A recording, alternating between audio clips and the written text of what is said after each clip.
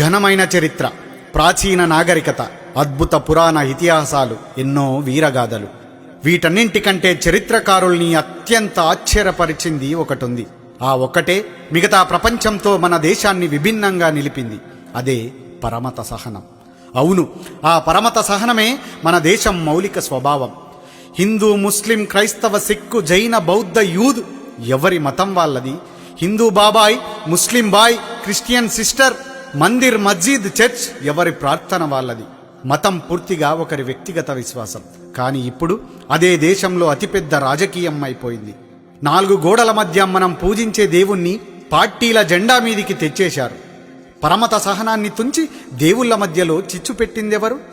ఈ వీధి రాజేష్కు ఆ వీధిలో ఉండే రసూల్తో గొడవెందుకు వస్తోంది? నువ్వు వాడుకున్న సలీం ఇవాళ నీకెందుకు శత్రువవుతాడు? నీతోనే ఈతాడిన విల్సన్ నీకెప్పటి నుండి పరాయి వాడయ్యాడు? అస్మా, జ్యోతి, మేరీ వీళ్ళంతా కలిసి ఉంటే, కలిసి తింటే నీకొచ్చే నష్టమేమిటి? నీ మతానికి ఇంకెవడో ప్రతినిధి ఎలా అవుతాడు? ఈశ్వరుడు, అల్లా, యేసు ఈ దేవుళ్ళంతా రాజకీయ ప్రతినిధుల్ని ఎందుకు కోరతారు? ఒక్కసారి ఆలోచించు. వాడు నీ మతంతోనే నీపై విషప్రయోగం చేస్తాడు. నువ్వు బలవంతుడివి అంటూ నీ చెవిలో పువ్వు పెట్టి వాడు పీఠమెక్కుతాడు. నువ్వు బలహీనుడివంటూ నీ చేతికి ఒక పతంగినిచ్చి వాడు పైకి ఎగురుతాడు. వాడి లక్ష్యం నీ అభివృద్ధి కాదు, వాడి అధికారం మాత్రమే. ఇది గుర్తించు. మతం మత్తులో నువ్వు కళ్ళు మూసుకొని ఉండటమే వాడికి కావాలి. నువ్వు కళ్ళు తెరిస్తే ప్రశ్నిస్తావు, నువ్వు కళ్ళు తెరిస్తే నిలదీస్తావు, నువ్వు కళ్ళు తెరిస్తే వాడి అధికారాన్ని కూలదోస్తావు.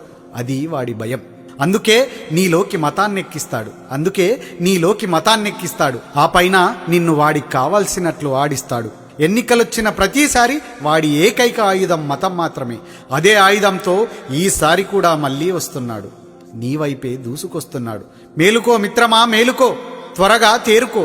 నిన్ను నువ్వు కాపాడుకోవాలి, ఈ దేశాన్ని కూడా నువ్వే కాపాడుకోవాలి అనే విషయాన్ని గుర్తుపెట్టుకో. జై హింద్, జై భారత్.